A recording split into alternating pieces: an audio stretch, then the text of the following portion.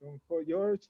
Álvaro, un saludo para todos. Mil disculpas, gente, recién estábamos cerrando un temita. Muy buenas tardes, muy buenas tardes. Buenas tardes. Muy entusiasta para comenzar. En 30 segundos empezamos, ¿le parece? 30 segundos. Muy bien, 30 segundos. Están entrando los espectadores.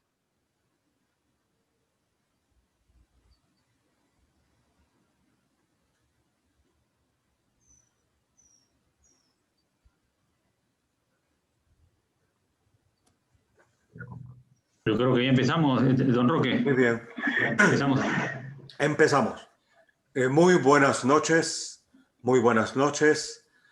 Soy el profesor Álvaro Montaño Freire, jefe del Fondo Editorial de la Universidad Nacional de Ingeniería, y tengo la satisfacción de conducir la segunda conferencia magistral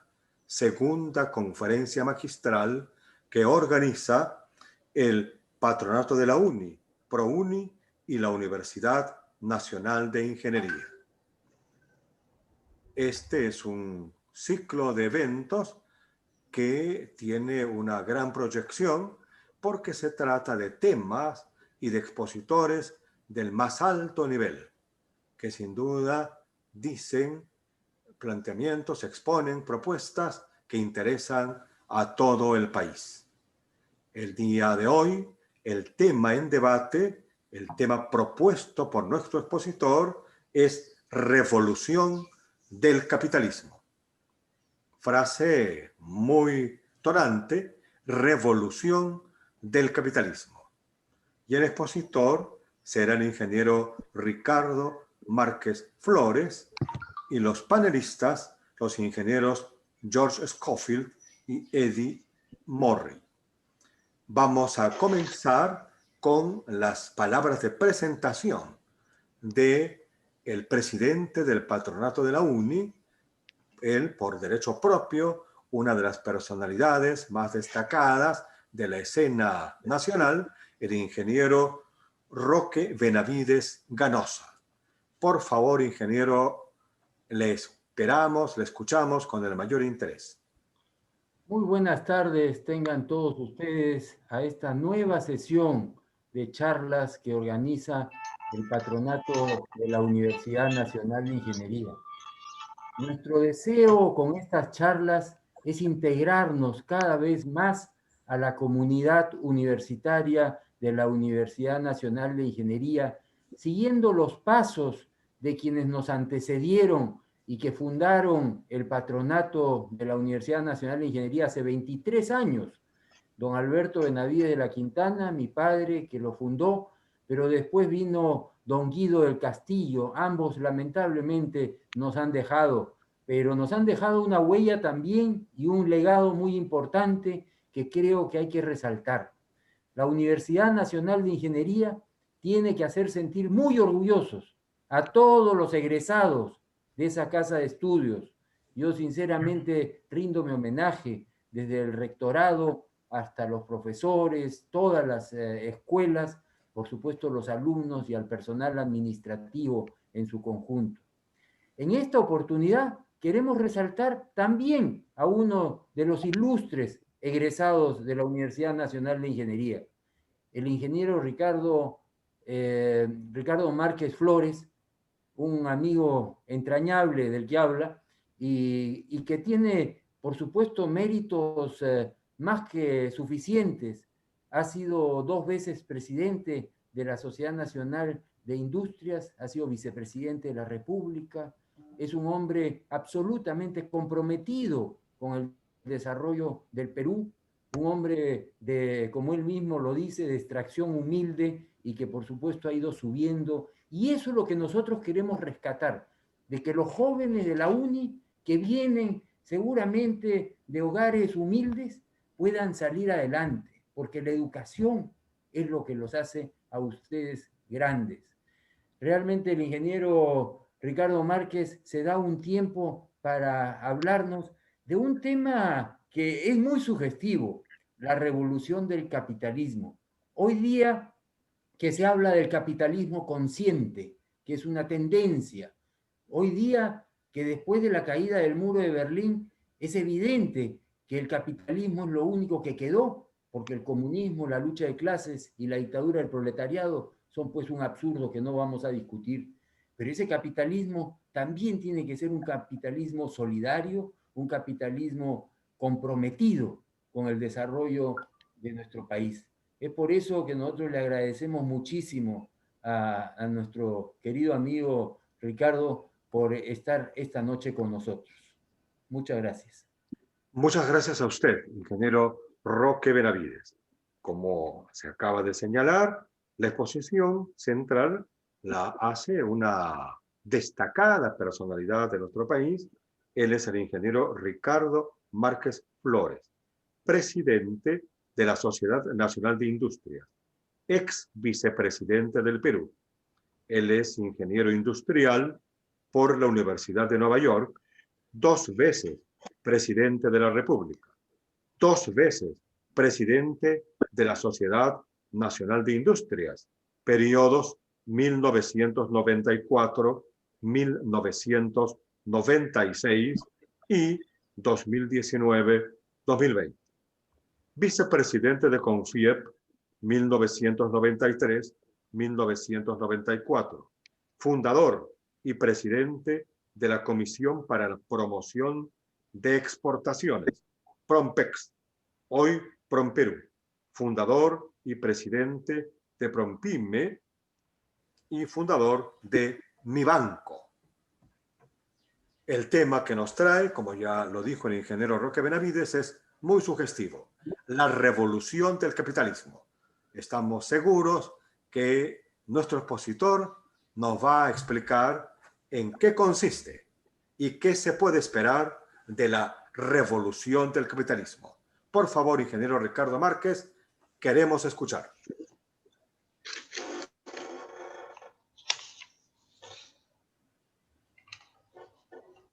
Quiero activar tu audio. Estás en mute, Ricardo. Por favor, hay un pequeño detalle. Muchas gracias, don Álvaro Montaño. Gracias. Amigo Roque Benavides, que nos conocemos hace más de 30 años, allá cuando estábamos en la directiva de CONFIEP, en el año 93-94. Muchas gracias por invitarme, el patronato de la Universidad Nacional de Ingeniería, a narrarles a ustedes algo que considero se está dando en el mundo. Y nosotros dependemos del mundo. Miren nomás lo que pasa hoy día. No podemos dar un paso sin mirar qué es lo que pasa en el mundo. Esa es la dependencia nuestra. Y por eso es que cuando me invitaron mi colega César Pongo a exponer con ustedes, yo le dije, mira, ve, voy a exponer sobre algo que vi hace más de 2 años en la revista más conservadora del mundo y que sale de Londres. Esto se publicó en 1998. The Next Capitalism Revolution. Y siempre la dejé la revista a mi lado porque yo dije, la voy a leer varias veces para entenderla. Y sí, han pasado los años y de eso quiero hablarles. Pero, oh, qué sorpresa que mi amigo Roque Benavides, en su libro Minería Responsable, en el capítulo 7, habla precisamente en 1998 de lo que es la minoría con valor compartido y responsable. Es decir, cuando yo me remito a ustedes a decirles de que esto no es un gimmick, como se dice, para atraer, esta es una realidad. El capitalismo tiene que evolucionar y hoy el capitalismo ha evolucionado y está evolucionando en todo el mundo más rápido de lo que pensamos. El capitalismo requiere de una revolución y esto lo publicó más la más importante revista de economía del mundo en su edición de noviembre del 2018. Y está en cuestionamiento, sin duda. Las manifestaciones, sobre todo de la juventud, en varios países del mundo, son un reflejo de esta falta de identificación con el modelo actual que mueve al mundo. Y es a partir de esa reflexión que les preciso que es necesario dejar de pensar solamente en el PBI y hay que pensar más en las personas.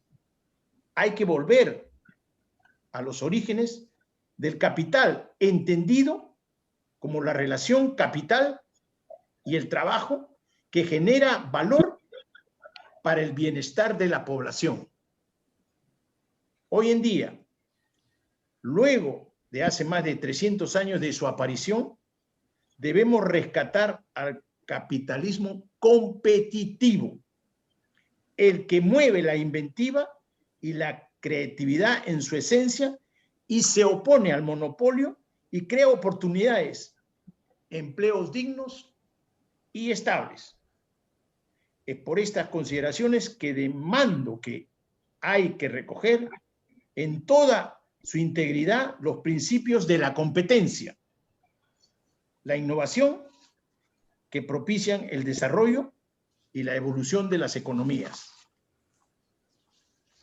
Un elemento a tomar en consideración es que la empresa es la que crea la riqueza, la empresa privada. El Estado no lo hace. Y esta premisa fundamental real no la conoce la población nuestra, a juzgar por las últimas encuestas de opinión y de los jóvenes en particular. Si esto es así, los creadores de la riqueza, nosotros los empresarios, tenemos la obligación de hacer saber a nuestra población sobre estas afirmaciones. Pues hoy, más del 50% de peruanos cree que la responsabilidad en la generación de empleos viene y debe venir del Estado. Y solo el 9% de nuestra población cree que la informalidad es un problema. Y si miramos al norte, a Estados Unidos, el 50% de los jóvenes americanos ya no creen en el capitalismo. Uno de los más grandes pensadores de la competitividad, como Michael Porter, dijo en Perú: el conductor de la economía de un país es el empresario, no el gobierno, precisando una afirmación que yo suscribo 100%. El capitalismo es una poderosa herramienta no solo para el desarrollo económico, sino también para el desarrollo social. Y precisamente uno de los casos que quiero traerles hoy en día en estas reflexiones son los métodos, las políticas de una de las economías más competitivas del mundo. Me refiero al caso de Alemania. En la segunda mitad del siglo pasado, en momentos de la reconstrucción alemana luego de la Segunda Guerra Mundial, uno de sus líderes, Ludwig Erhard, propuso al pueblo alemán una salida, ni capitalista ni comunista. Les propuso el valor compartido. Logró establecer principios muy claros para el devenir futuro de esta sociedad basados en la libertad económica, la solidaridad y la subsidiariedad. Principios que fueron dirigidos a los empresarios como las bases de la economía social de mercado. Un mercado no puede tener contrabando, carteles, posición de dominio y subvalación de precios. Para que los jugadores de este mercado, es decir, nosotros, los empresarios, tengamos una visión de defensa del medio ambiente y de valor compartido. En este concepto le ha valido a Alemania que hoy sea una sociedad de clase medias y a que pesar de que como cualquier nación tiene conflictos internos, sea el bien común la meta a alcanzar.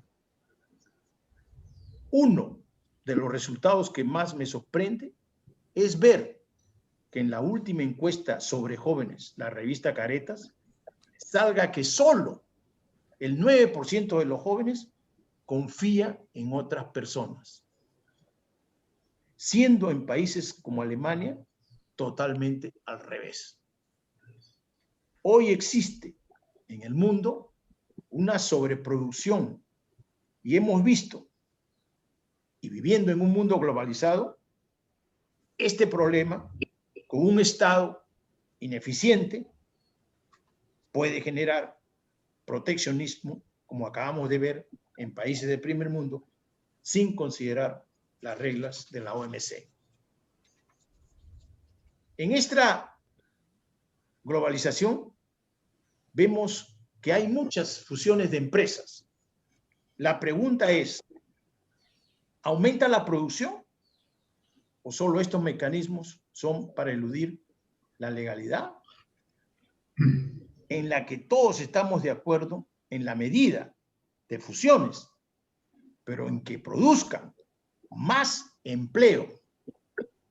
Hoy hemos entrado a una economía de plataformas entre el productor y el consumidor, que éstas obtienen grandes utilidades y que no ha existido nunca en la historia económica su supremacía en los mercados del primer mundo y en los nuestros.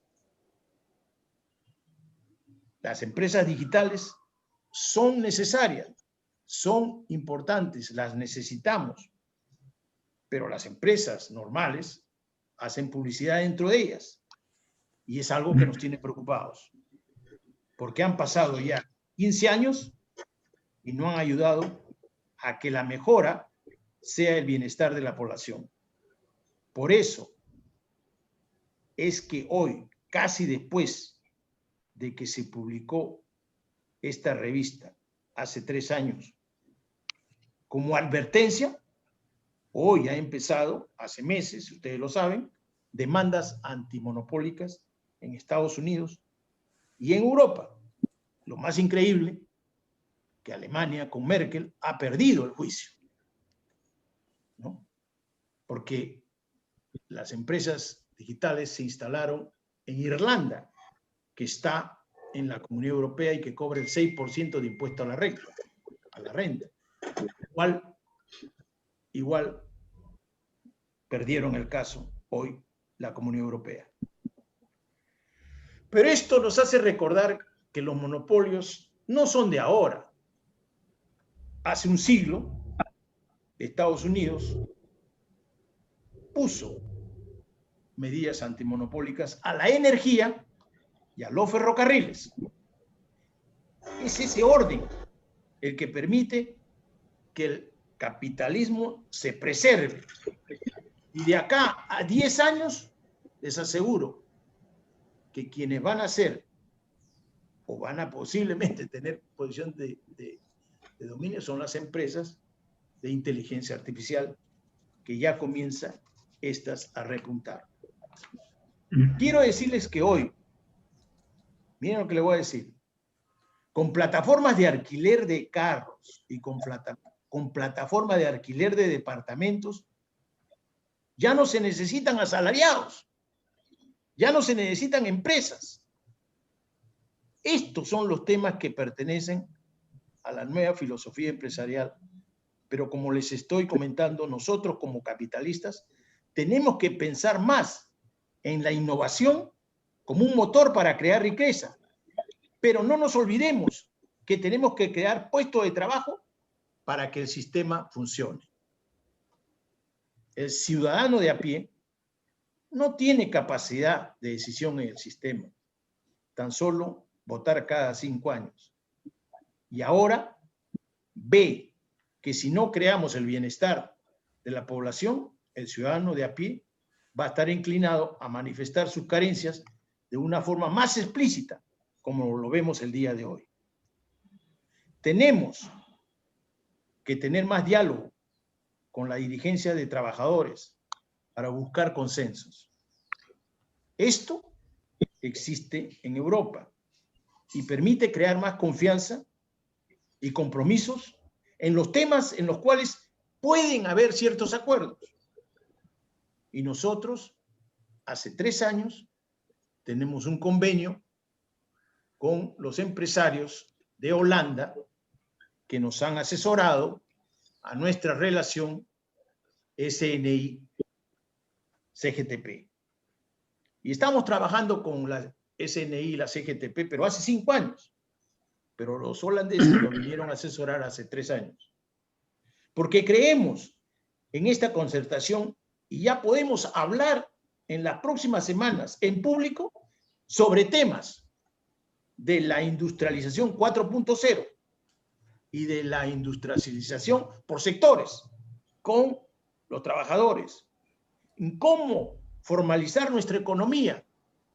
Y ellos dicen, a la micro y pequeña empresa que tiene un crédito, tiene que ser formal.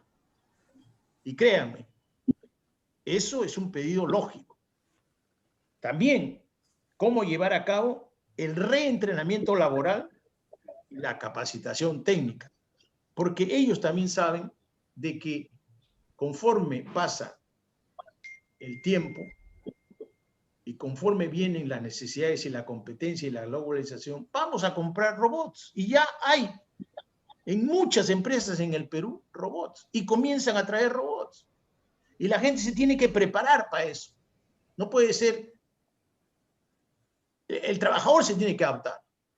Y eso estamos trabajando con la CGTP. Por eso es que nosotros, cuando hablamos de revolución del capitalismo, recomendamos a todos los gremios empresariales que capaciten a sus trabajadores, pues somos conscientes que no solo existe el SENATI, el CETEMIN, CENCICO y también en la banca, pero hay otros sectores que no tienen todavía esta capacitación técnica y la tenemos que hacer llegar a nivel regional. Estas acciones de capacitación unen al empresario con su comunidad y permite generar clases medias. Y permítame decirles que en Alemania todo lo que es capacitación técnica la hacen las cámaras de comercio en las regiones. Hace más de 100 años. ¿Ok? Y que eso es una norma. Y son público-privadas y ayudan, pero quien ordena técnicamente qué cosas se debe enseñar son los gremios privados, porque esa es la lógica, son la responsabilidad nuestra. Eso es así, y por eso los únicos que pueden acabar con esta mala experiencia de tener jóvenes preparados que terminen como taxistas somos nosotros. Y el Estado, por supuesto. Eso es lo que nosotros debemos de tratar de hacer. Nuestra realidad nos hace ver de que tenemos obras por impuestos y APPs. Y estos dos mecanismos nos hacen llegar más a la población. Sin embargo, vemos de que tanto obras por impuestos y APPs demoran mucho. Pero quienes saben qué cosa se tiene que capacitar, qué cosa se tiene que invertir para nuestro entorno, son los empresarios. Y nosotros le estamos pidiendo ya a, creo, 3 gobiernos que han pasado en menos de 5 años, que hagan esto para que los empresarios puedan también entrar a enseñar a ser tutores para que la gente pueda ganar plata. Eso es lo que necesitamos. Porque nosotros sabemos. Nosotros también sabemos cómo acabar con la anemia. Pero ¿saben lo que pasa? Lamentablemente, tenemos un Estado que quiere hacerlo todo. Y yo les puedo hablar, no de haber leído en revistas. Yo tengo 2 años en la Sociedad de Industrias. y hablamos constantemente, todos los meses con los ministros. Y no nos cansamos de decirles que ellos tienen que abrir y aperturar más a la sociedad civil, que somos también nosotros. Menos mal que este gobierno, el del señor Sagasti, presidente Sagasti, sí ha convocado al sector privado como debe ser. Nuestra realidad,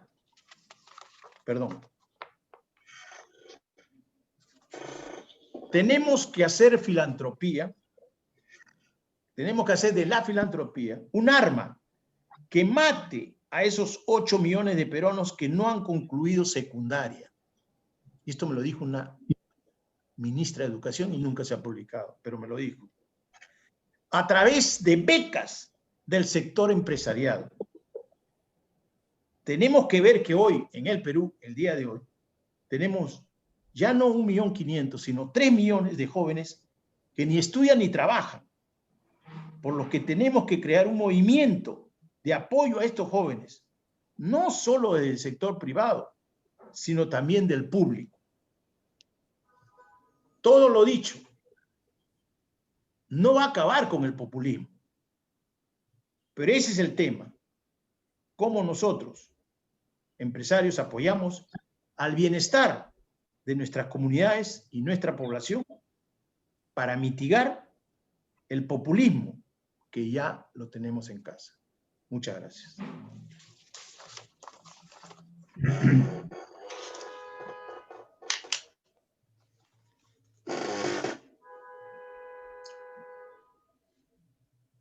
Álvaro, tu micro.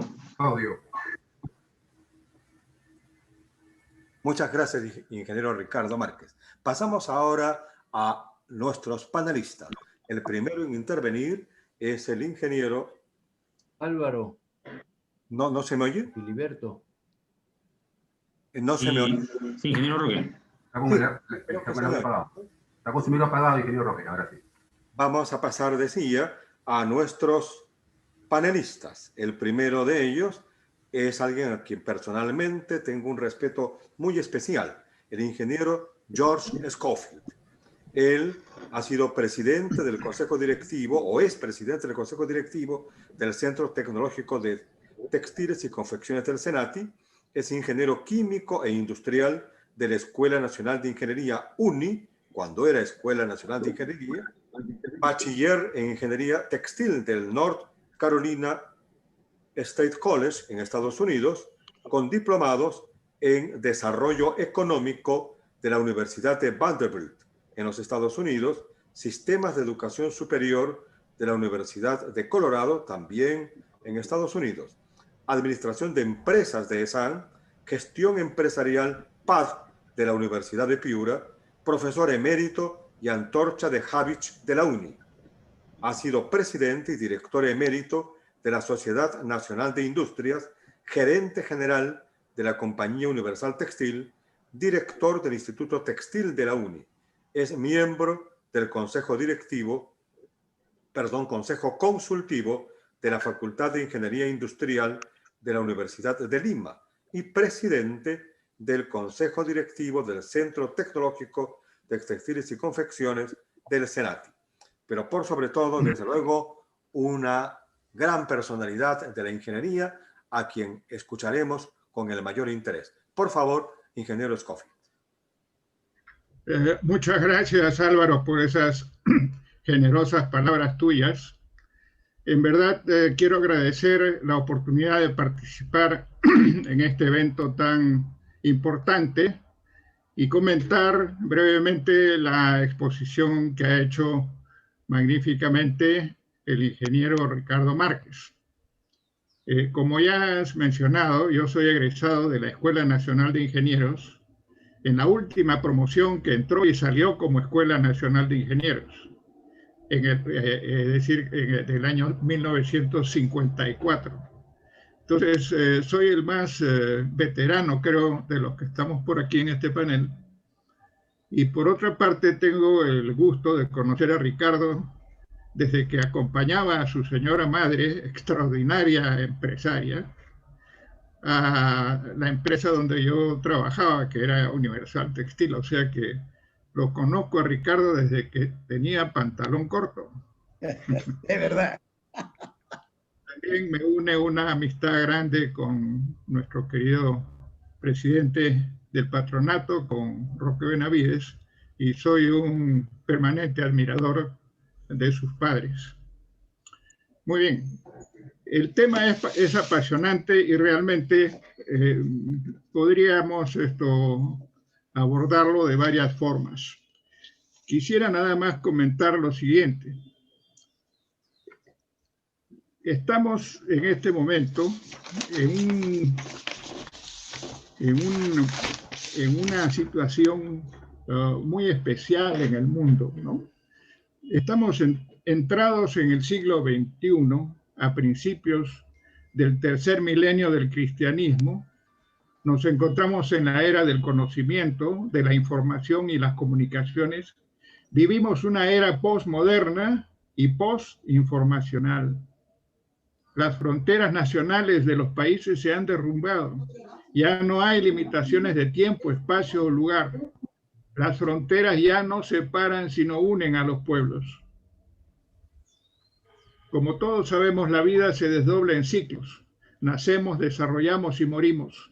El ciclo de vida humano cubre unas pocas décadas, mientras que las civilizaciones tienen ciclos de apogeo y de decadencia que toman siglos. Hasta los planetas y las estrellas nacen y mueren, aunque sus ciclos de vida duran millones de años. La gran recesión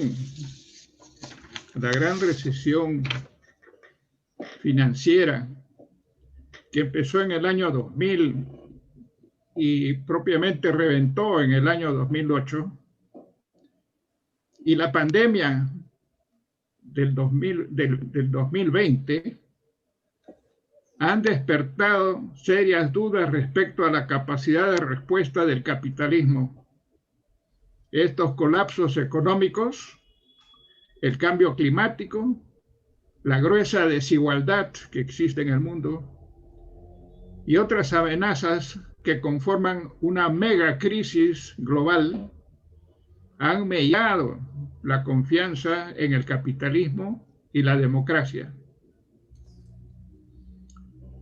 Ilustradas opiniones piensan que esto podría significar el colapso del capitalismo, similar al colapso del comunismo, que en cierta forma podrían estar ocasionados por la misma incapacidad de adaptarse a un mundo cambiante.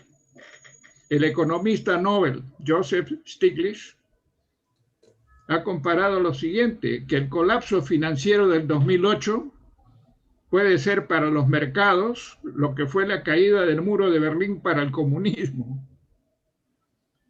El comunismo no pudo enfrentar las complejas demandas de la revolución informática y ahora parece que el capitalismo no puede adaptarse a la mega crisis global.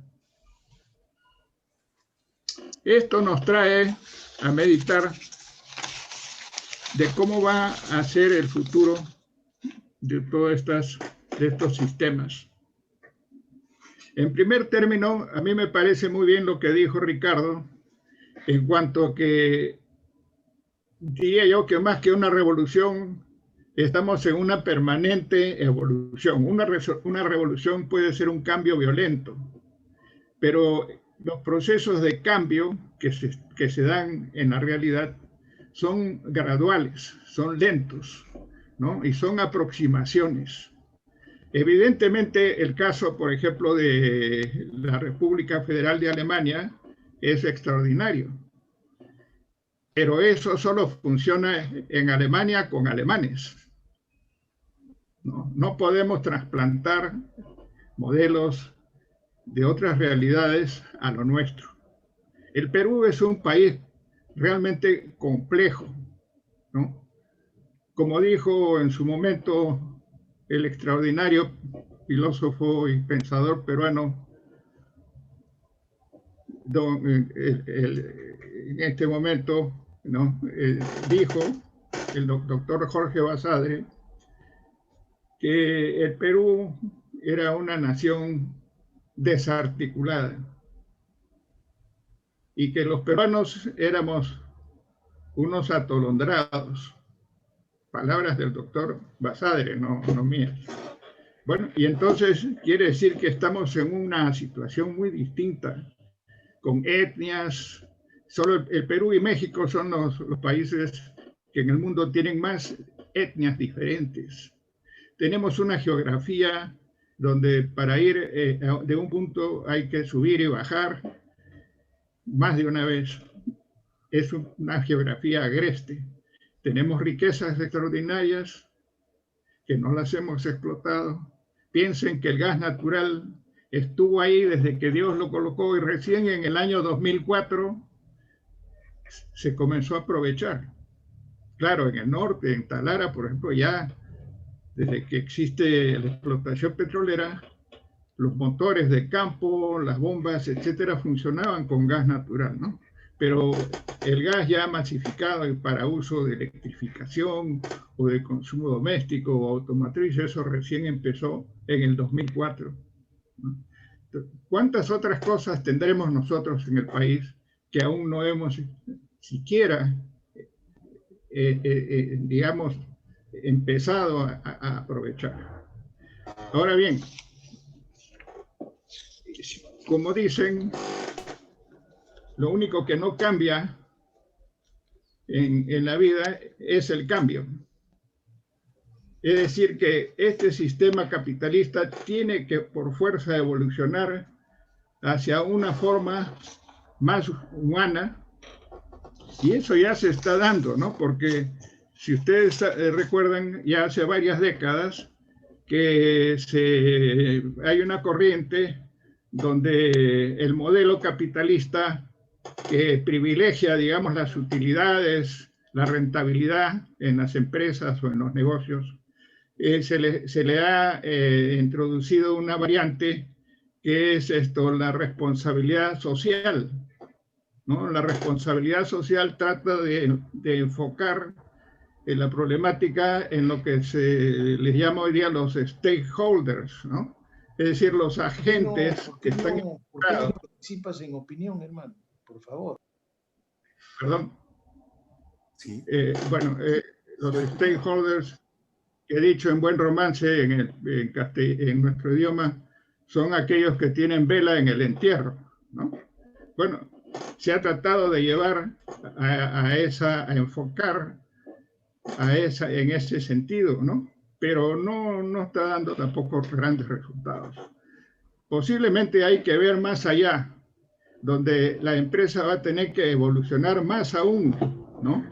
Hacia otros modelos de empresas.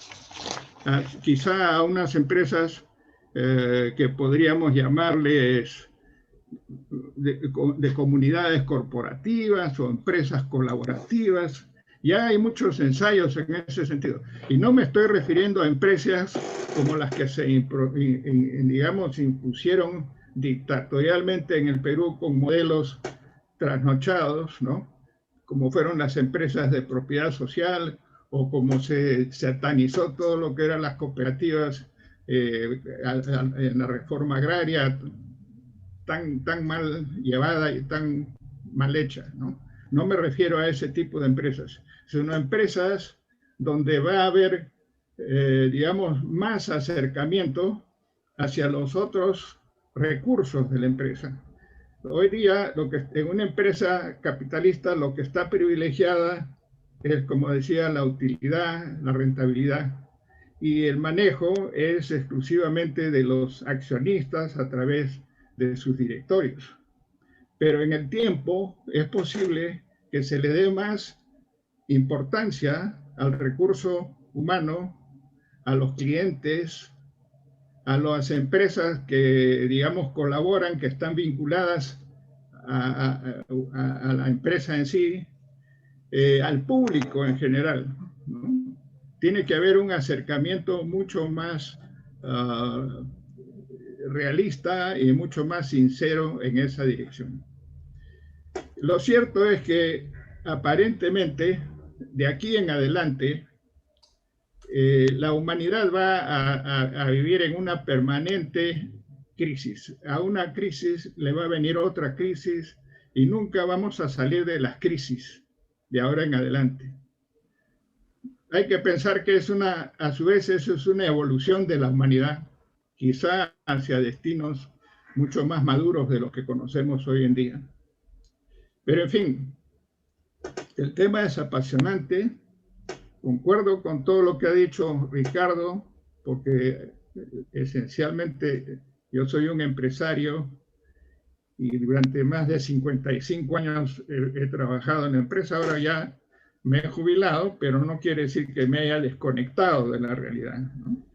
Entonces, estoy de acuerdo con lo que ha dicho Ricardo, pero quiero nomás señalar que esa evolución del capitalismo en el Perú tiene que hacerse a la peruana y tiene que analizarse seriamente aspectos, como ha dicho Ricardo, ¿no? En cuanto a la reingeniería que hay que hacer del Estado, ¿no? Seguimos teniendo vamos a decir, una situación invertida en cuanto al rol del Estado, ¿no? El Estado aquí, digamos, se sirve de la nación cuando debería estar al servicio de la nación, ¿no? En fin, hay cosas que corregir y que no se van a hacer de un día para otro, pero tienen que empezarse. Los empresarios, las personas capacitadas, tienen que meterse en el tema para que esto resulte. No puede dejarse en manos de gente que puede tener muy buena intención, pero es improvisada. Como se dice, la ignorancia es atrevida, y lo estamos viendo en estos tiempos con los actores políticos que tenemos, ¿no? Entonces, simplemente quiero endosar totalmente lo que ha dicho Ricardo, con la salvedad que tenemos que encontrar en el Perú nuestra propia fórmula y adaptarla a nuestra realidad. Gracias. Muchas gracias, ingeniero Scofield. Continuamos esta segunda conferencia magistral que organiza el patronato de la UNI y la Universidad Nacional de Ingeniería, con el segundo panelista, que en este caso es el ingeniero Eddie Morris. Es director del MBA y de la Maestría en Dirección de Tecnologías de Información en ESAN. Él es ingeniero de sistemas de la UNI con especialización en Brasil, Estados Unidos, México y España. Es PhD en Tecnologías de Información y Comunicaciones, máster en Gestión de Tecnologías de Información y máster universitario en Gestión de TICs en La Salle, Barcelona, España. Profesor visitante de la Universidad de los Andes, Uniandes de Colombia y de IESA, Caracas, Venezuela.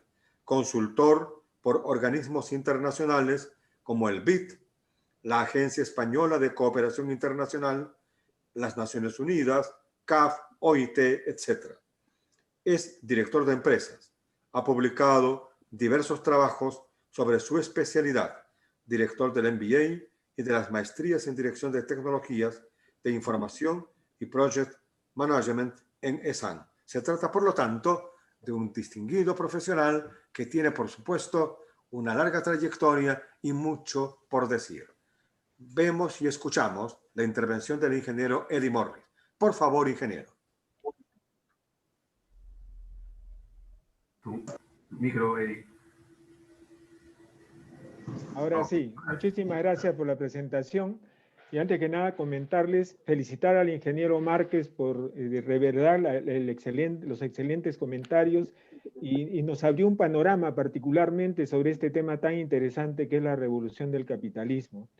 Y lo otro, estoy orgulloso de estar acá y es un honor para mí estar en este evento donde con eminentes ingenieros, además comentarles que mi padre fue ingeniero civil de la UNI también, y mi tía fue la primera ingeniero sanitaria de la UNI, ¿no? Así que, qué más honor para mí, ¿no? Qué más honor de verdad. Pero bueno, yo quisiera comenzar con realmente tocar unos temas que el ingeniero Márquez me permite relevar, ¿no? El capitalismo competitivo que se basa hoy día en la innovación. Efectivamente, el capitalismo ha evolucionado, como lo ha hecho también el ingeniero George Schofield, ¿no? Ha evolucionado, no podemos pensar que es el mismo capitalismo del que se ha comentado y se ha conversado hace muchos años. Hoy día estamos en una nueva era, definitivamente. Estamos superando una pandemia, Dios quiera que la pasemos rápido hacia una nueva realidad, hacia una nueva normalidad, y donde nuestras empresas definitivamente van a tener que cambiar, van a tener que transformarse, donde la innovación y la tecnología son parte del core del negocio para transformar todos sus procesos, toda su cadena de suministro, la forma como hace el comercio electrónico. Pero no es solamente eso, ¿no? Porque aquí hay un tema interesante también, ¿no? Que una arista más de un ejecutivo, de un gerente general de una empresa, y la academia tiene que apoyar a formar, es esa nueva arista de la sostenibilidad. Es decir, no solo tenemos que estar preparados para gestionar el negocio y lograr rentabilidad, no solo tenemos que estar preparados para hacer crecer la empresa, tenemos que pensar efectivamente en los stakeholders, en nuestro entorno, y no jugar el juego de la filantropía, ¿no? Como tal, sino compartir y jugar un nuevo juego que es ganar, ganar. Porque eso es lo que nos va a hacer sostenibles en los nuevos mercados, es lo que nos va a hacer sostenibles en el espacio que estamos ocupando hoy día como empresas. Que la empresa genere empleo no es el gobierno, y creemos también que es totalmente cierto. La empresa, los emprendedores que empiezan a crear una empresa, las pymes que van creciendo, son las que dan trabajo a la comunidad, son las que reciben a aquellos egresados de nuestras carreras técnicas, de nuestras universidades, y que el capitalismo tiene que ser para el desarrollo económico, pero también para el desarrollo social, mediante jugar ese juego de valor compartido, y que el bien común debe ser la meta. Y tenemos que trabajar paralelamente la modernización del Estado. El Estado, yo creo que tiene una participación, pero la empresa privada tiene que trabajar de otra manera diferente en este nuevo mundo que se habla de la revolución del capitalismo, ¿no? Donde las economías de plataformas, que muy bien lo comentó el ingeniero Márquez, hoy día son una realidad. Hoy día tenemos empresas que están trabajando en el mundo de Internet, de las redes, en el mundo de la tecnología, que es un mundo que no está totalmente regulado.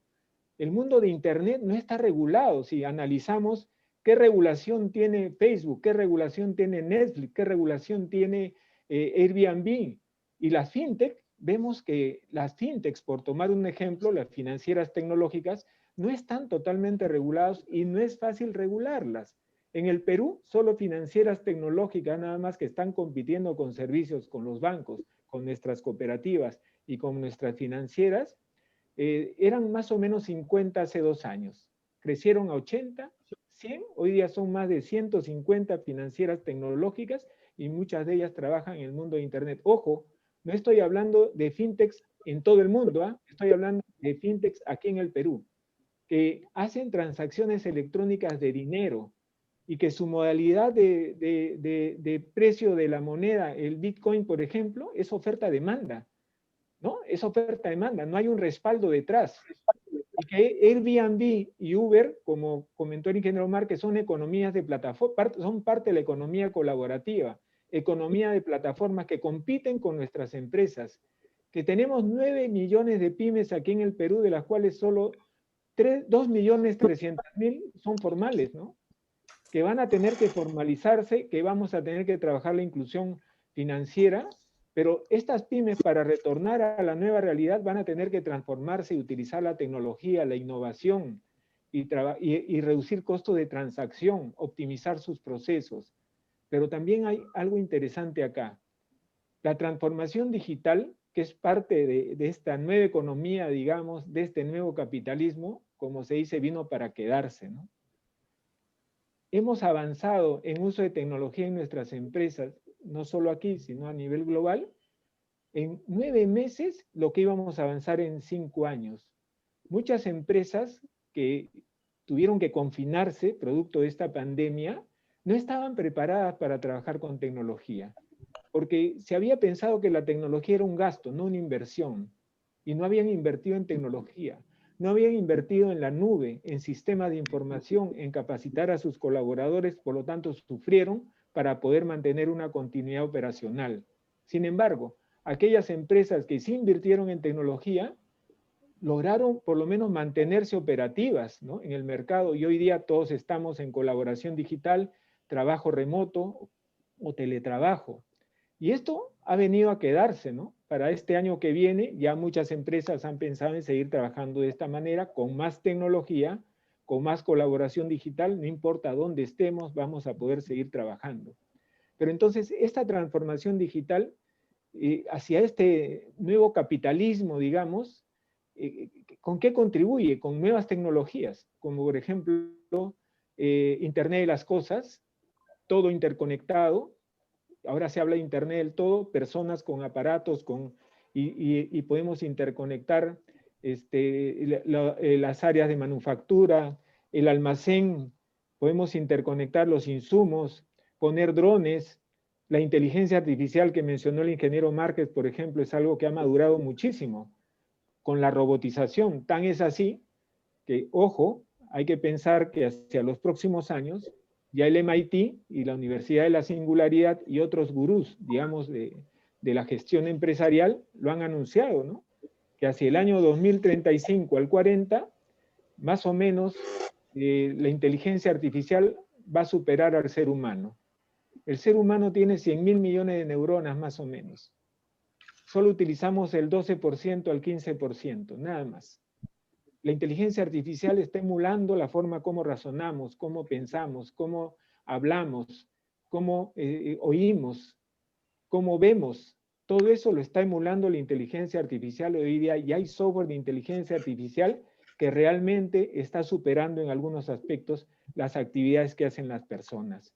Y se habla de que ese momento de la singularidad no solo va a ser que la inteligencia artificial supere al ser humano, sino que los robots, la robotización de las fábricas, de las empresas, va a desplazar más o menos el 30 al 40% de los puestos de trabajo que hoy día se conocen. Son los anuncios, ¿no? Pero hay que, a lo mejor no se cumplen al 100%, pero hay que estar preparados. Entonces, hoy día estamos ante esta transformación digital, ante la innovación que tiene que trabajarse, y nosotros tenemos que aprender a trabajar más haciendo sinergia, porque en este nuevo capitalismo, en esta revolución del capitalismo que ha manifestado el ingeniero Márquez, tenemos que hacer sinergias entre quienes, ¿no? Como está ocurriendo en otros países más avanzados. La empresa privada, la academia, la sociedad y el gobierno, lo que se llaman las 4 hélices del desarrollo en ecosistemas de innovación abierta que puedan contribuir para que la empresa pueda desarrollarse realmente y no trabajar sola con innovación a veces cerrada, donde queremos descubrir, patentar un producto, investigarlo solos, cuando podemos abrir la innovación hacia otros actores que nos puedan colaborar para que esto se realice, ¿no? Entonces, por un lado, en esta revolución del capitalismo tenemos que tener en consideración para nuestras empresas aquí en el Perú que la incorporación de tecnología es importante, hoy día con más razón, para optimizar los procesos, para llegar de otra manera a nuevos mercados. El e-commerce, por ejemplo, el comercio electrónico va a ser una realidad. Tenemos nuevos consumidores que hoy día quieren mucha bioseguridad, no quieren aglomeraciones, quieren comprar por internet y se han acostumbrado a comprar por internet. Tenemos que ponerle al consumidor diferentes canales digitales y también físicos, pero tenemos que pensar que la empresa en el e-commerce no es solo poner una transacción de compra-venta, sino integrarlo con la cadena de suministros y la entrega para que no haya los problemas que hemos conocido de que se compra por internet y nunca llega el producto. Tenemos que optimizar los procesos, poner tecnología, y todo eso debe ser parte de las nuevas estrategias empresariales, ¿no? Pero no solamente, digo, es tecnología, ¿no? Lo que nos ha manifestado, y me ha parecido de verdad enriquecedor, por mi parte también, creo que para muchos los que lo hemos escuchado al ingeniero Márquez, es que tenemos que ir hacia un mundo mejor, ¿no? Considerar que que la empresa es un sistema mucho más amplio. que la responsabilidad hacia los grupos de interés, los stakeholders, tiene que ser relevante en la mente de los ejecutivos hoy día y de la empresa. Respetar el medio ambiente, ¿no? Velar por el cambio climático. Solamente un dato que seguramente muchos conocen, ¿no?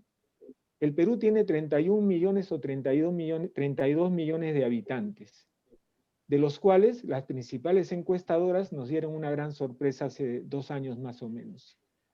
Que las generaciones X, Y y Z que tiene el Perú, que incluye a los millennials, que son los Y, constituyen 24 millones de habitantes.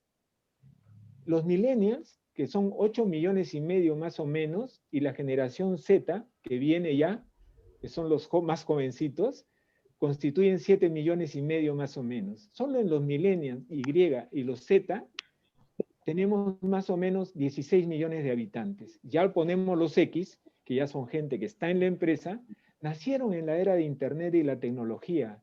Tenemos una capacidad instalada de colaboradores, trabajadores en la empresa, de ejecutivos, de dirigentes, de gerentes, que tranquilamente se suben a la tecnología. Y más aún con esta pandemia, con más razón. O sea, el país, creo que vivimos un buen tiempo, perdónenme la expresión, engañados, porque pensábamos que Perú no podía ir a una sociedad digital, no podía ser una sociedad de la información como se demanda cada 2, cada 4 años en Davos, en Suiza, de que todos los países deben buscar cerrar su brecha digital, ir a usar tecnología, porque tenemos una capacidad instalada y lo que nos falta es invertir en tecnología y que esta gente pueda utilizarla para mejorar los servicios, los productos, los procesos, transformar el modelo de negocio de la empresa, pero pensando también en que es importante el medio ambiente. Y ahí va el tema de estas generaciones. Resulta de que estos 24 millones, y creo que somos, muchos de nosotros somos testigos de nuestros hijos, la generación Y y la Z, señores, ha nacido con otro chip, el chip de mejorar su medio ambiente, de cuidar el planeta, ha nacido con el chip de compartir, de hacer voluntariado. Eso es lo que muchos informes nos lo están diciendo. Por lo tanto, hay que preparar a nuestros ejecutivos, hay que tomar a esos ejecutivos para que realmente puedan tener esa formación, porque ya nacieron con los chips necesarios, ya nacieron con uso de tecnología, no quieren papel. Y ahí viene el otro lado, ¿no? Para que esta revolución del capitalismo se dé, y también hubo una mención del ingeniero Márquez interesante, tenemos que ir a una modernización del Estado. El Estado no puede seguir como está ahora. Miren lo que nos ha pasado, ¿no? No hemos podido hacer telesalud, no hemos podido hacer teleeducación, y no hemos podido conectar la empresa a nivel nacional para que vaya desde la copia hasta la exportación. Toda la cadena de suministro desconectada, porque nuestra conectividad como país es más o menos al 60%. Cuando Colombia está a un 95%, Chile ya está a un 85% y ya lanzó su gran proyecto de 5G para los próximos años, ¿no? Para lograr una conectividad a nivel nacional. Nuestras empresas necesitan conectividad, porque el mundo que se viene es de tecnología, que estamos en un mundo que se denomina VUCA, ¿no? Un mundo volátil, incierto, complejo y ambiguo, y nuestros dirigentes tienen que acostumbrarse a vivir en ese mundo VUCA, que lo bueno es que el Ejecutivo peruano está acostumbrado, pero tenemos que vivir en un mundo que se está moviendo constantemente y estar realmente cómodos en la incertidumbre y cómodos en estas formas de trabajo donde todo va cambiando, como ha mencionado el ingeniero Scofield, ¿no? Todo cambia, es lo más constante que hay y tenemos que aprender a vivir en el cambio. El otro aspecto es salvar el planeta de amenazas, como decíamos, como el cambio climático. Creo que por ahí hay una arista interesante en esta revolución, digamos, del capitalismo, y entiendo que necesitamos compromisos hacia un mundo un modelo donde la empresa tiene que coadyuvar a reducir el dióxido de carbono, tenemos que ir a una economía circular, a la sostenibilidad, ¿no? Y esta arista, la academia tiene que brindarla a los ejecutivos en su formación también, para tener que ese ejecutivo cuando llegue a dirigir una organización, no sea algo de pensar solamente en la rentabilidad en incrementar los ingresos, sino también empezar en compartir, en jugar un nuevo juego que es ganar, ganar, que es lo que le va a hacer más sostenible. El otro aspecto que quería comentar es el tema del futuro del trabajo, ¿no? Disculpa, pero estamos un poco con el tiempo. Sí, no, ya termino con estos comentarios. Tenemos que pensar que en esta nueva revolución del capitalismo, la robotización, de verdad que creo que no la vamos a poder parar. Se había comentado, ya muchas empresas nuestras están robotizándose. La manufactura está utilizando fabricación digital, Fab Lab, impresión 3D para diferentes aspectos, ¿no? Y tenemos que recapacitar, redefinir las competencias de nuestros colaboradores en la empresa para que estén preparados para todos estos cambios que se están realmente dando, y porque hacia los próximos años se dice que hasta la medicina va a cambiar, ¿no? Hacia esa época del momento de la singularidad, y con esto ya termino, se habla que la medicina va a pasar de ser curativa a medicina preventiva. ¿En qué sentido? De que en esos momentos va a ser obligatorio que se saque el genoma, porque el genoma ya se puede sacar, pero tiene un costo alto, de un bebé recién nacido. Y que en el genoma humano yo puedo descubrir qué enfermedades va a tener la persona en los próximos años y durante su vida. Por lo tanto, voy a poder, antes de que la persona tenga esas enfermedades, voy a poder curarla. ¿Eso qué va a significar? Se habla de que las personas van a tener, digamos, un tiempo de vida mayor. Se habla de más de 100 años, de 120 años por lo menos, y donde, claro, ¿en qué vamos a usar el tiempo, no? Esa es la pregunta. Creemos que hay que desarrollar el otro hemisferio ahora en nuestros ciudadanos. No solo el hemisferio izquierdo de la racionalidad, ¿no? Sino ese hemisferio de lo artístico, de lo creativo, de lo espiritual. Vamos a tener tiempo para poder dedicarnos a pintar, a componer, a estudiar música y otras cosas más. Muchísimas gracias más bien por la atención, y si me he extendido, mil disculpas, por favor. Muchísimas gracias a usted. Muchísimas gracias, ingeniero Morris. El tema revolución del capitalismo, pues es un tema, ya lo decíamos al inicio, muy potente, da para mucho. Y tenemos el gusto de invitar al ingeniero Roque Benavides, nuestro presidente del patronato, invitarle a hacer también un comentario. Por favor, ingeniero Roque Benavides. Yo seré muy corto. Yo quisiera, por supuesto, agradecerle a los señores panelistas, al señor expositor, a don Ricardo Márquez, y decirle que realmente lo que se viene es una revolución del capitalismo, pero que va a ser basado, como él muy bien lo ha dicho, en aprender de otros países como Estados Unidos, como Alemania, ¿por qué no decir como la China también?, que se basan esencialmente en lo que decía el ingeniero José Valdés, un ilustre egresado de la Universidad de Ingeniería, en el I+D+I, investigación más desarrollo más innovación. No hay otra forma. Y ahí es donde viene esta era digital. La verdad es que la oportunidad que tenemos los países subdesarrollados en avanzar mucho más rápido es extraordinario. A mí los comentarios que he escuchado me incentivan a hablar de estos temas, porque creo que no hay que entender al capitalismo en contra del comunismo, no, hay que entender al capitalismo como ese capitalismo moderno que nos va a llevar a tener muchísimo más bienestar. Eso es lo que ha permitido que un hombre como Ricardo Márquez y su familia progresen en la forma que han progresado. Eso es lo que nos hace tener confianza en los micro y pequeños empresarios de nuestro país. Eso es lo que nos tiene que hacer sentir súper orgullosos. Y yo quisiera que Ricardo Márquez nos contara un poco cómo su familia progresó. Eso es lo que nosotros necesitamos saber para que todos los chicos de la UNI sepan que tienen un futuro promisorio como el que ha tenido el ingeniero Ricardo Márquez. Muchísimas gracias. Excelente. Muchas gracias, ingeniero Roque Benavides. Vamos ahora a escuchar algunas preguntas que vienen del público. Por favor, escuchamos las preguntas. Sí, buenas tardes con todos. Realmente felicitar al ingeniero Márquez por su brillante exposición. Realmente nos ha hablado pues de varios conceptos, ¿no? El tema de la informalidad, el tema de la industrialización, lo que dijo Michael Porter, el empresario es el conductor del país, y realmente han habido varias varias consultas. Aparte, claro, está la pregunta también que ha hecho el ingeniero Roque Benavides.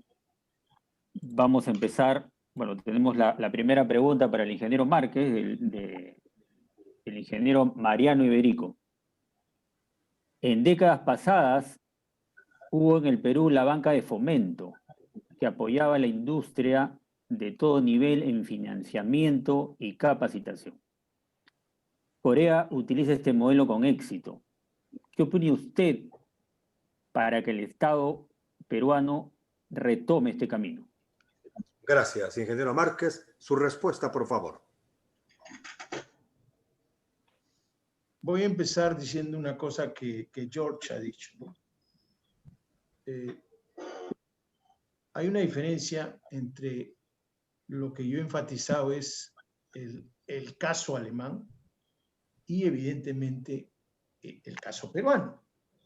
Permítame decirles que yo he vivido allá en Múnich 10 años y lo único que hacía, aparte de cuidar a mi nieto, que se me fue a los 24 años, es nada más que preguntarme qué cosas han hecho estos señores para llegar a lo que tienen hoy día, ¿no? Y entonces me di cuenta que cuando venía a Perú, yo comparaba qué cosas hacemos nosotros y qué cosas hacen ellos. Eso fue mi pregunta siempre, ¿no? ¿Cómo podemos hacer nosotros? Y es evidente de que aquí, en el Perú, tenemos conceptos que han desarrollado, a diferencia de Alemania, donde, le digo, la creencia de que los jóvenes confían en la gente es al revés. Ahí el 90% confía en la gente, ¿me entiendes? Eso es así, eso lo ves tú en la calle. Pero a lo que voy es esto. Aquí hay un concepto de que la criollada, y la gente se ríe de la criollada, ¿no? Y la gente se ríe de la informalidad, de la coima chiquita. Eso es parte de nuestra cultura, queramos o no queramos. Eso es nuestra cultura, ¿no? Eso es lo que se llama. Entonces, ¿qué tenemos? Tenemos eso como un ADN en la generación como la nuestra que está terminando. En Alemania es totalmente al revés, ¿ok? Entonces, allá han podido, ¿no?, de una u otra manera, los países trabajar más con el Estado, pero también ellos están ya de regreso, ya están todo privatizado, ¿no? Hay poquísimas empresas que son públicas. Y entonces, ¿qué decimos nosotros acá en el Perú? Mira, Banco de Fomento tiene que ser distinta. ¿Qué es lo que proponemos nosotros? Que hoy quienes se especializan, por decir, quienes se especializan en pequeña empresa, ¿ok? Porque vamos a hablar rápido, la banca tradicional no está ganando plata con la pequeña empresa después de esta pandemia. Ya ustedes han visto, ha cerrado Scotiabank, todo el departamento de pequeña empresa. Hay otros bancos que yo sé que no están ganando plata y que no dicen eso porque son demasiado grandes, ¿me entiendes?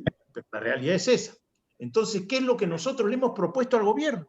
Le hemos dicho, ustedes tienen que apoyar a la pequeña, la pequeña empresa, dándole créditos, ¿no?, a las cajas rurales, a las cajas municipales, a las cooperativas, a las EDIPYMES, ¿no?, a las fintechs, ¿no?, de tal manera de que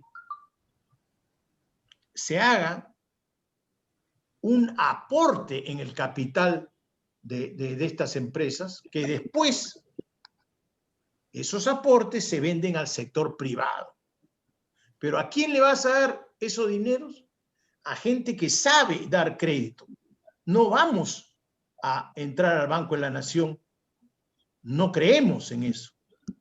Que vayas a entrar me dicen a mí, en todos los departamentos hay Banco de la Nación, ok, pero ir a instalar una banca ahí es inviable, creo yo, por lo que les dije al comienzo, ¿ok? Pero si tú se lo das a alguien que hace negocio hoy día, como lo que les he mencionado, las cajas, ¿no? Entonces ese va a cuidar y ese sabe a quién darle el crédito, ese no lo va a regalar. Ese es un negocio de ellos, ¿me entiendes? Está controlado de una manera privada. ¿Y por qué lo digo esto? Porque la ministra anterior decía, le estoy dando 500 millones. Sí, pero se lo estás prestando y ellos no lo van a poder prestar más que al tres veces. ¿Por qué no se lo das a ellos como capital? Y entonces son 10 veces. Y de esa manera se expande más rápido el crédito, ¿entiendes? Pero se lo estás dando a un sector privado, ¿no? Y eso es lo que yo les contesto a ustedes, ¿no? Eso es lo que les contesto. Nunca lo haría a través del Banco de la Nación. Nunca. Gracias, muchas gracias. Una nueva pregunta. Sí, ingeniero Márquez, de parte del señor Di Stéfano Palpán, ¿podría explicar cómo ha funcionado la economía social de mercado en Alemania y cómo debería ser en el Perú? Miren, la esencia de lo que es el desarrollo alemán está pues en eso que le han dado la responsabilidad Ludwig Erhard hace ya más de 60, 70 años, ¿no? Después de la guerra, que el empresario es el que tiene pues de que seguir con esos conceptos que yo les he dicho, y es una economía social de mercado igual que acá. Y además, ¿qué ha pasado en Alemania? Es que ahí yo tengo 3 nietos, ¿no?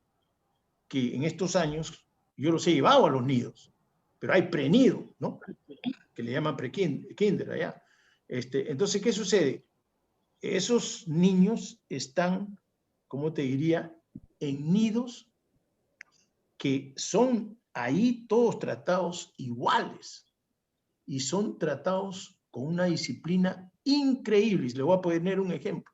Al mediodía yo fui a ver a mi nieto, que tenía 3 años, porque quería ver, porque tú lo llevas a las 8:30 y lo sacas a las 5:30, 6, ¿no?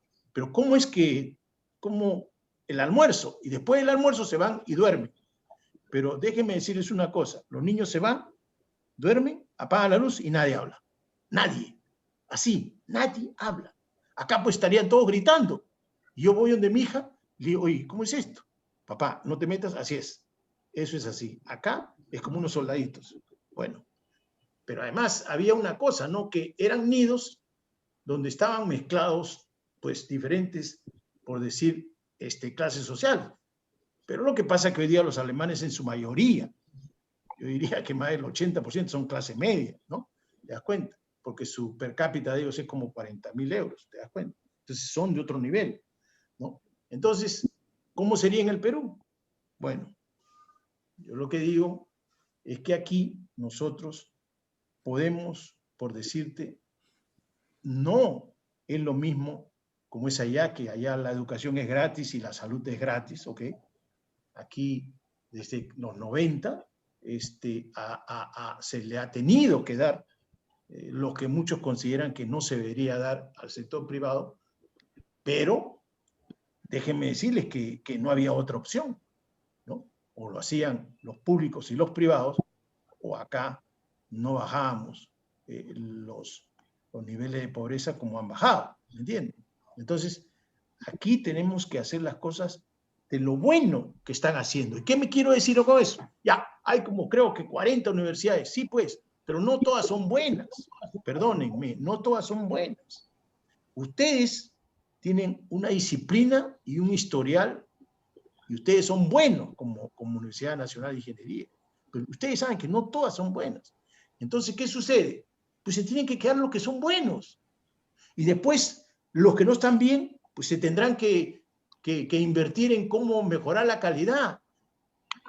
Pero lo que sucede es que no puedes agarrar y hacer como en Alemania, que todos son públicos, ¿no? Eso ya, esa es la diferencia, ¿no? Acá tienes que trabajar sobre lo que tienes, sobre lo que ya está caminando. Y de esa manera, el ejemplo esto de la SUNEDU, para mí, es un ejemplo en el cual nosotros debemos trabajar sobre lo bueno que ya se hizo, sobre eso debemos seguir mejorando. Muchas gracias. Sí. Nuevamente, una pregunta, por favor. Sí, ingeniero Márquez, me gustaría la pregunta que hizo el ingeniero Benavides, que nos cuente un poco la historia pues, de su éxito. Mira, Mi papá trabajaba 20 años en una fábrica textil, ¿ok? Y yo nací en el barrio rural de Piedralisa, que está junto a Zárate, San Juan del Lurigancho, ¿ok?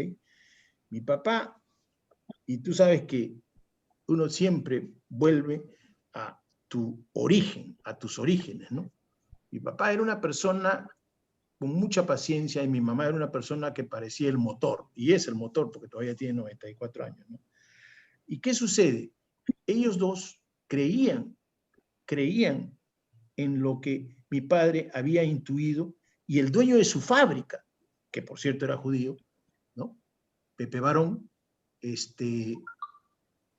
hacían, y él escuchaba lo que él pensaba, y él escuchaba que la educación es la salida, que no había otra, que toda tu plata la metas en educación. Y entonces, eso es lo que hizo mi padre y mi madre, ¿no? Nos metió a, pues yo estudié, miren, yo estudié en el colegio Santo Toribio, en primaria, en el colegio España, en el RIMAC, y después en el colegio de Piedralisa, de ahí me fui a Lienzo Prado, y de ahí me fui también a estudiar a Estados Unidos. O sea, yo he estado en el sistema público, pero un sistema público como todos ustedes, que era más, a mi criterio, más formativo, ¿eh? Porque a mí me da mucha pena cuando no tomamos los cursos de educación cívica, ¿no? Y bueno, el haber pasado por el Lienzo Prado me ha dado una fortaleza bárbara.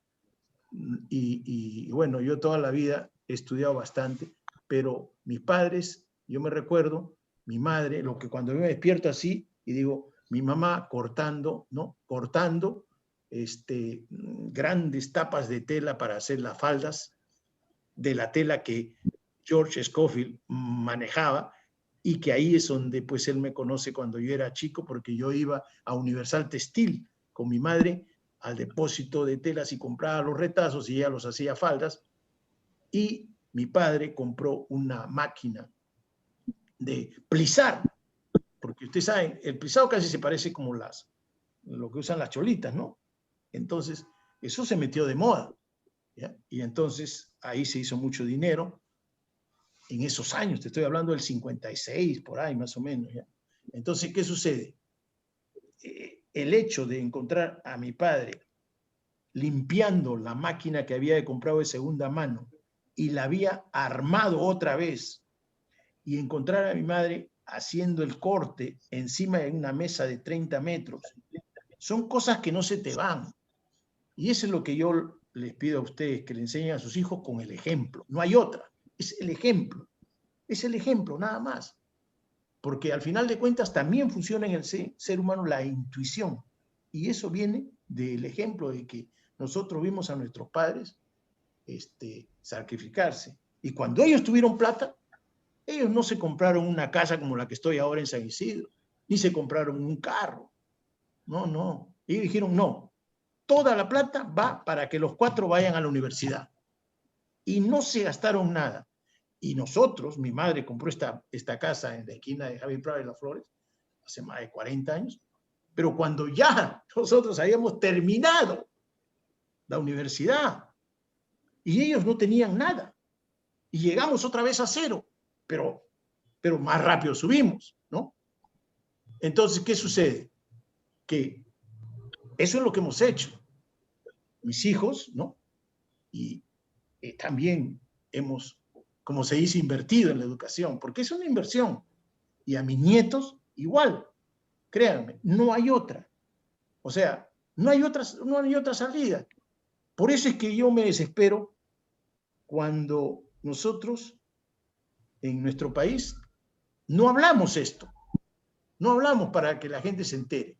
Porque terminamos con personas que nos representan, y créanme, yo no soy prejuicioso. No podría ser en este país prejuicioso. Pero veo personas que se ponen a hablar cosas que no saben, que no han estudiado, porque no se puede dejar de estudiar.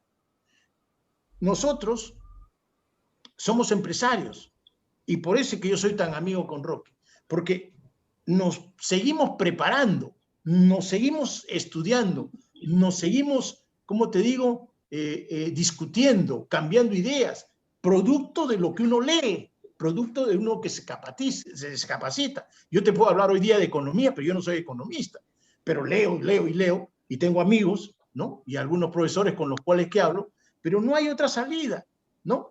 O sea, el padre y la madre y la familia es la esencia del desarrollo en Alemania y en el Perú.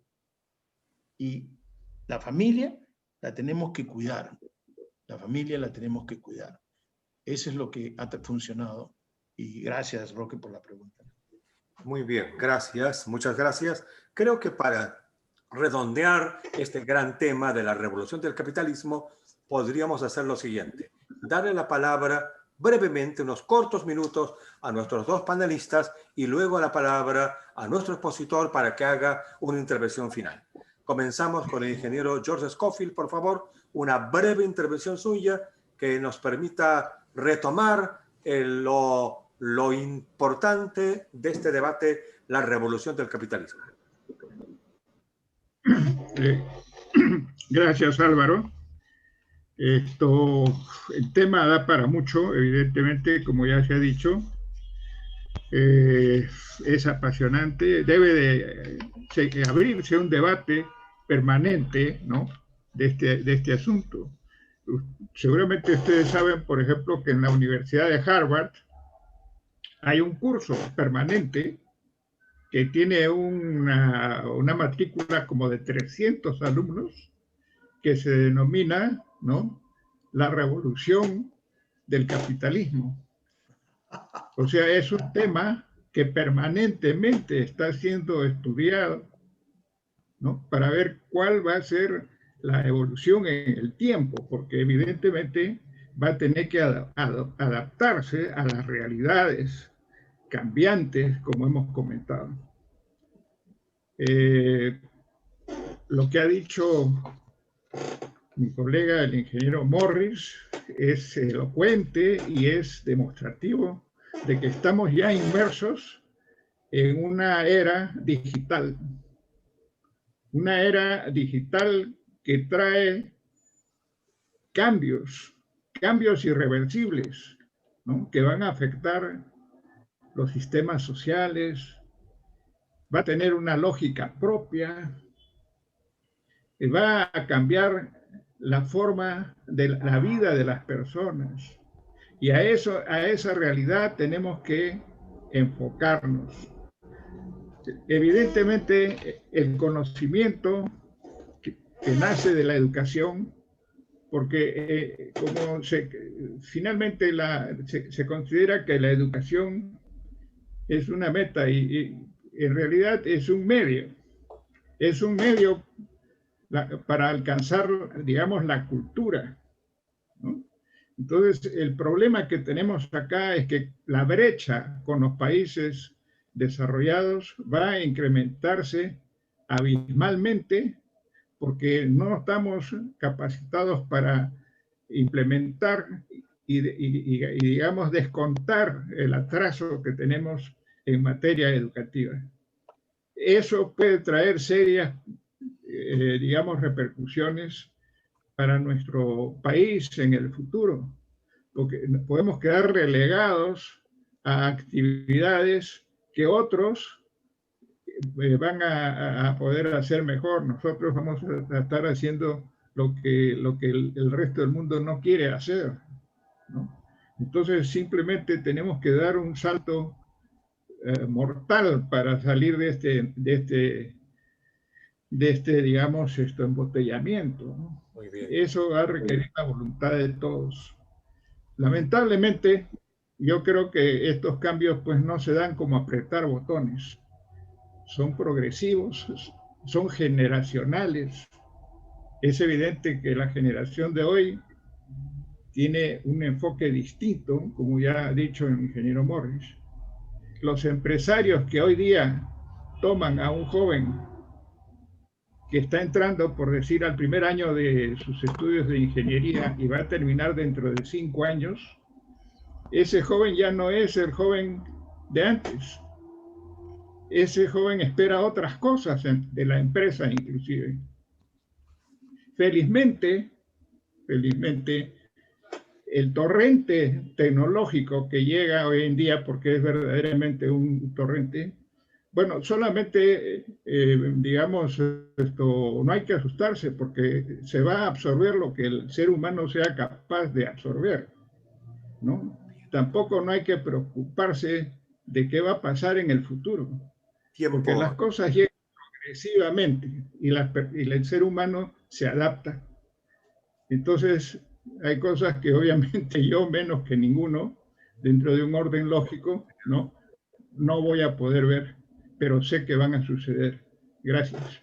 Gracias, ingeniero Scofield. Vamos entonces para una breve intervención, breve por favor, el ingeniero Eddie Morris. Por favor, le escuchamos con gran interés. Yo quisiera tomar unas palabras que dijo Roque sobre investigación, innovación y desarrollo. Tenemos que retomar este aspecto en nuestras empresas si queremos transformarnos y mantener una evolución constante acorde a lo que requiere el mundo global. I+D+I no lo puede trabajar solo la empresa, hay que integrarse a la academia, a Senati, a la universidad, a las escuelas de negocio, para que juntos podamos hacer nuevamente lo que se hizo alguna vez aquí en el Perú y luego se fue abandonando, hacer más investigación aplicada, ojo, no solamente científica, ¿no? De explorar nuevas áreas de conocimiento, sino investigación aplicada a la empresa. Y por otro lado, la innovación tiene que ser parte de la cultura empresarial. Y la tecnología y la agilidad hoy día, empresas más ágiles, con nuevas formas organizacionales. Tenemos que abandonar esa estructura jerárquica que conocemos de ese organigrama tradicional hacia organizaciones en redes. Pero el otro aspecto, seguí meditando de verdad lo que dijo el ingeniero Márquez, llegar a una revolución del capitalismo sin transformar el Estado no va a funcionar. El Estado tiene que modernizarse. Tenemos que hacer transformación también del Estado hacia una agilidad, hacia uso de tecnología, trámites rápidos, y por otro lado, revisar lo que es la definición de los ministerios que tenemos. Estamos con ministerios de hace 30, 40 años, cuando hoy día si comparamos, y siguiendo la línea de que tenemos que ver otros países y empresas de otros países, y gobiernos de otros países, cómo han reformulado el Estado, cómo lo han modernizado. Tenemos muchos ministerios vinculados a infraestructura, muchos ministerios vinculados a temas sociales cuando los podríamos juntar muchos de ellos y modernizarlos, orientarlos a procesos, a tecnología y crear nuevos ministerios, como ha hecho Colombia, un ministerio de ciencia, tecnología e innovación, por ejemplo, integrando lo que hoy día hacen muchas entidades aquí en el país, ¿no? Con diferentes políticas, diferentes objetivos, cuando deberíamos tener una línea de desarrollo tecnológico para el país y otro de innovación. Y esto no solo lo ha hecho Colombia, lo ha hecho Brasil, lo ha hecho México, lo ha hecho Chile, ahora acaba de aprobar en el Congreso su Ministerio de Tecnología, de Innovación. En España lo tiene y en otros países también. De tal manera que sepamos a dónde vamos también en el ámbito de transformación empresarial y cómo las tecnologías y la innovación pueden coadyuvar a esta transformación de nuestras organizaciones, no solo privadas, sino también públicas, y cerrar esa brecha, pero en mi caso hablaría de la brecha digital. La diferencia entre aquellos que tienen acceso a la información y al conocimiento en una computadora y aquellos que no la tienen. Las empresas que tienen la posibilidad de accesar a una tecnología y aquellas que no la tienen. Y eso es lo que hay que cerrar, la brecha digital, porque eso nos define a los inforricos y a los infopobres, que son justamente estos. Esa es una definición que hoy día está surgiendo y de verdad que nuestro ejecutivo, el gobierno, tiene que tomar una acción más concreta al respecto. Muy bien, ingeniero. Muchísimas gracias. Pedimos entonces ahora a nuestro expositor, el ingeniero Ricardo Márquez, unas palabras que resuman de alguna manera lo que él ha estado exponiendo para pasar luego a las palabras de cierre que ofrecerá el ingeniero César Pongo. Por favor, ingeniero Ricardo Márquez. Muchas gracias, Álvaro. Quisiera comenzar con lo que ha dicho mi colega Eddie Morris acerca de la transformación del Estado. Miren ustedes, hoy día llamé yo al gerente general y le dije, mira, Carlos, búscame al ingeniero que está en La República, en el diario La República, que él ha anunciado hoy que ya está fabricando las pruebas moleculares en el Perú. ¿Qué pasó, Ricardo? Bueno, yo le digo, mira, ¿sabes qué? Tienes que nombrarlo socio honorario. Sí, que tiene que entrar como socio honorario. ¿Tú sabes lo que significa hacer para nuestro país fabricación de pruebas moleculares? Es una cosa extraordinaria, debe salir en primera página. Porque yo lo he escuchado a él de que esto le ha demorado 8 a 9 meses. Pero 6 meses lo perdió en los ministerios. No lo he leído, yo lo he escuchado, yo he estado en un webinar con él, ¿no? Y él dice, 6 meses los he perdido en los ministerios. ¿Ustedes se imaginan eso? Por eso cuando Eddie habla de la transformación del Estado, es eso, ¿no? Es eso. El Estado hoy tiene que transformarse. Y a mí lo que me da pena, y debemos nosotros de reclamar, es que el que quiere ser presidente del Perú tiene que hablar de eso, pues. Tiene que hablar de lo que está pasando, de cómo transformamos el Estado, ¿no? De cómo verdaderamente resolvemos los problemas, porque hoy, déjenme decirles, hay un problema hoy día, la ley agraria, pero ustedes no han escuchado a ningún candidato hablar sobre la nueva ley agraria, ¿no? Porque nadie se quiere quemar y perder votos. Y hay varios temas así, ¿no? La medicina misma, ¿no? Entonces, ¿qué cosa nosotros tenemos que buscar?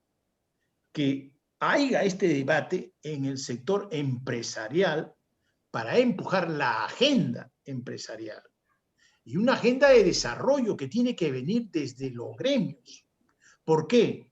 Porque, señores, hoy día el presidente de la República, el señor Sagasti, ha dicho que en el mes anterior a han habido 51 ministros.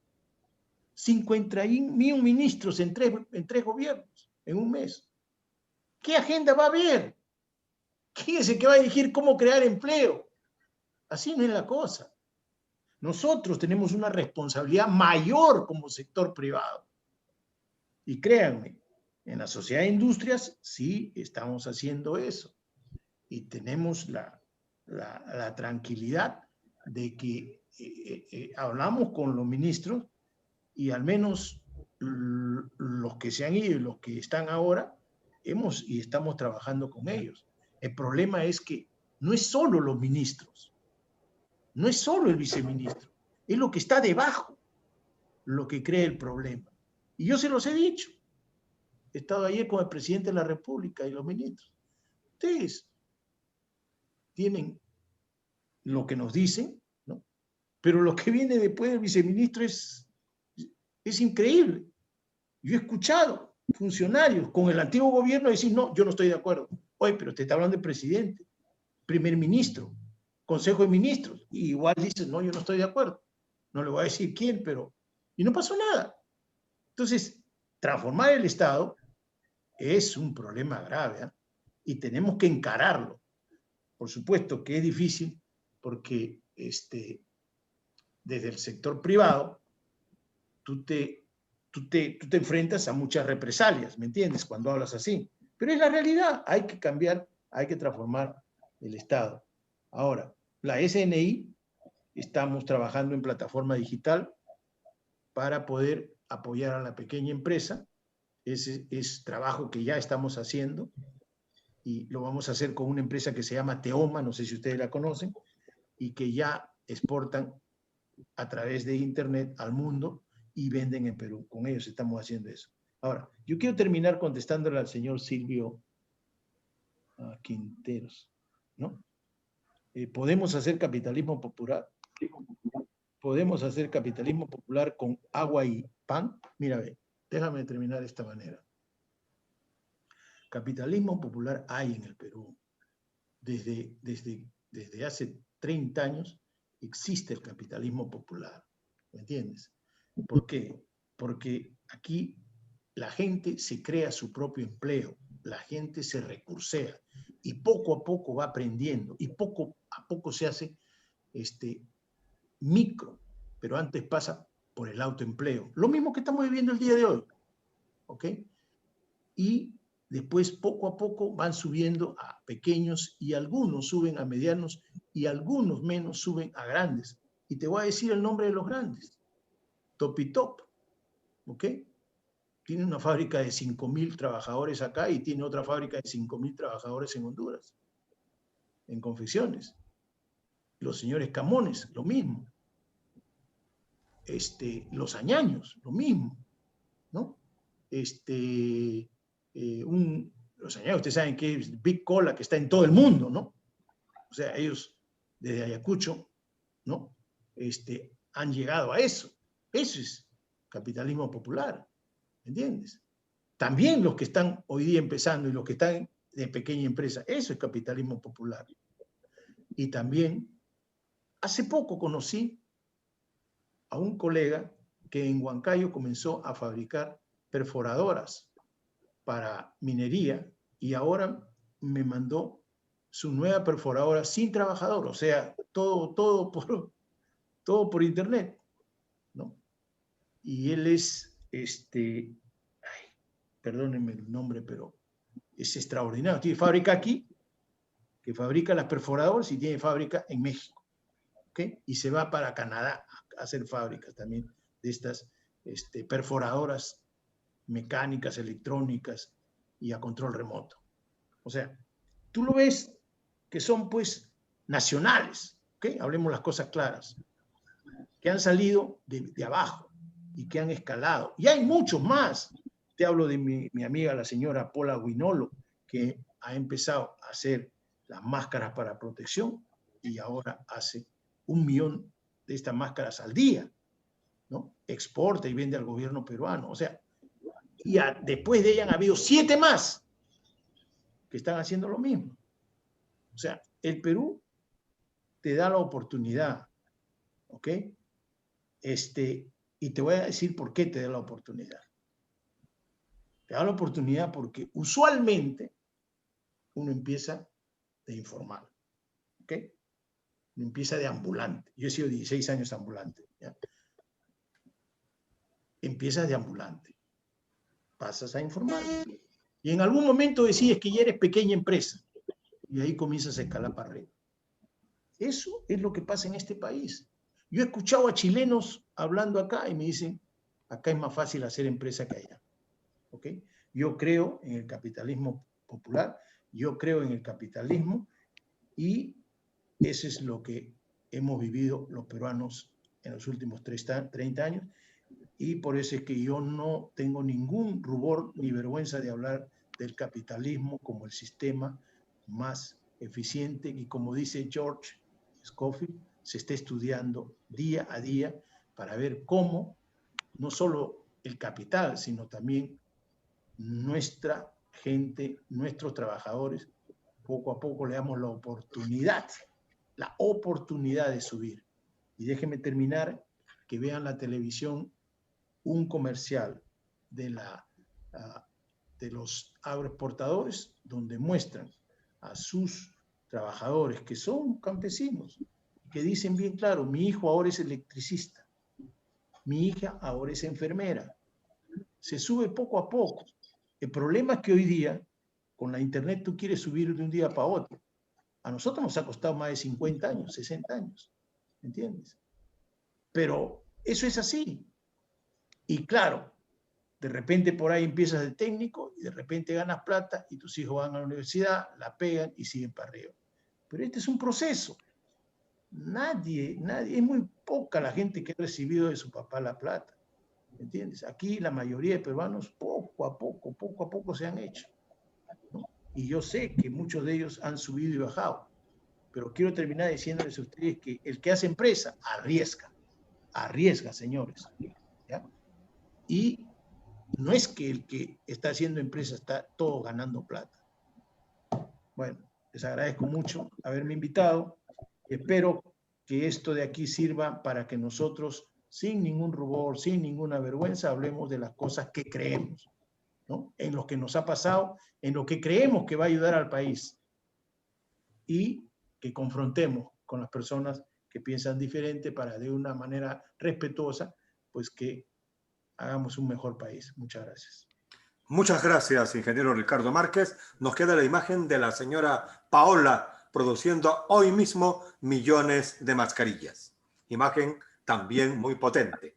Vamos a invitar al ingeniero César Pongo, secretario de Organización ProUni, para sus palabras, por favor, en el protocolo que tenemos de estas conferencias magistrales. Ingeniero César Pongo, le escuchamos.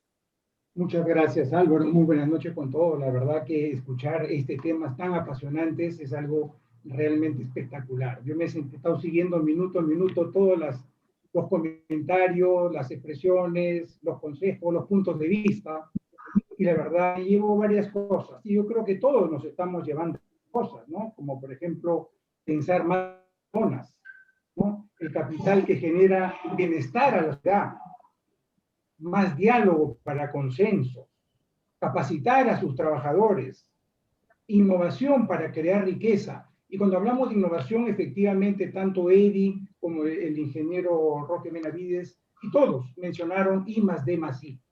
Y investigación, conocimiento, D, desarrollo, aplicarlo, innovación, llevarlo al mercado, comercializarlo. No solamente queda el conocimiento puro, sino llevarlo al mercado.